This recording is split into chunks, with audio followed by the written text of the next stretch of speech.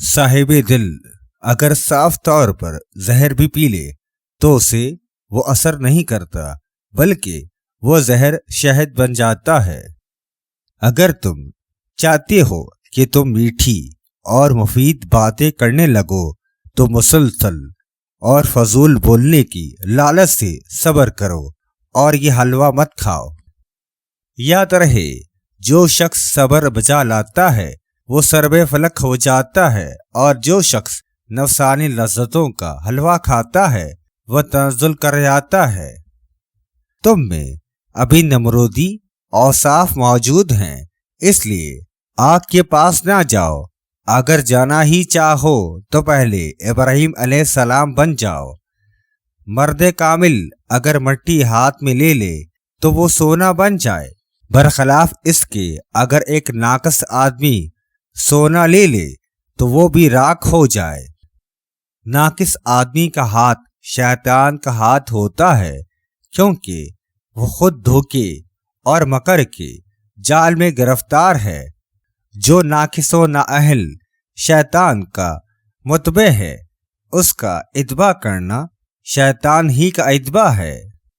یاد رکھو، جب تک تم تاریک اور عبادت سے دل برداشتہ اور سیاہ باطن رہو گے تو سمجھ لو شیطان کے دودھ بھائی ہو۔ بھلا تم آنکھوں کے پانی کا لطف کیا جانو؟ تم تو بھوکوں کی طرح روٹی کے دلدادہ ہو۔ اگر تم یہ پیٹ کا تھیلا روٹی سے خالی رکھو تو انوار معرفت کے موتیوں سے مالا مال کر لو۔ حرام لقمہ انوار قلب پر وہی اثر رکھتا ہے جو چراغ کے لیے پانی۔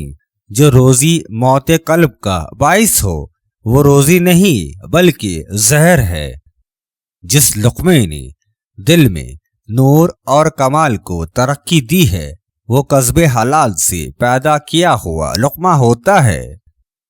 جس لقمے سے تم میں حسد، فریب، جہل اور غفلت پیدا ہوتی دیکھو تو اس کو حرام سمجھو۔ یاد رکھو، حلال یا حرام جیسا کھاؤ گے ویسا ہی پاؤ گے۔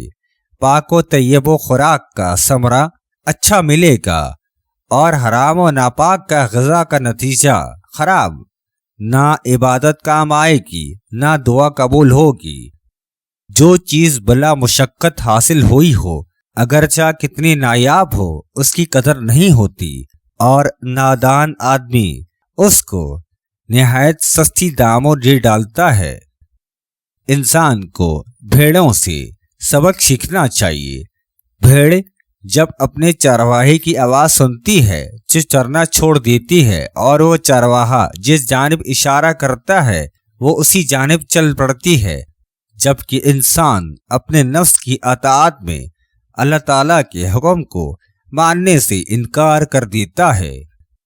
مومن اور منافق میں فرق یہ ہے کہ مومن کا دل گھڑی میں 70 دفعہ پھرتا ہے اور منافق کا دل 70 سال میں بھی ایک بار بھی نہیں پھرتا۔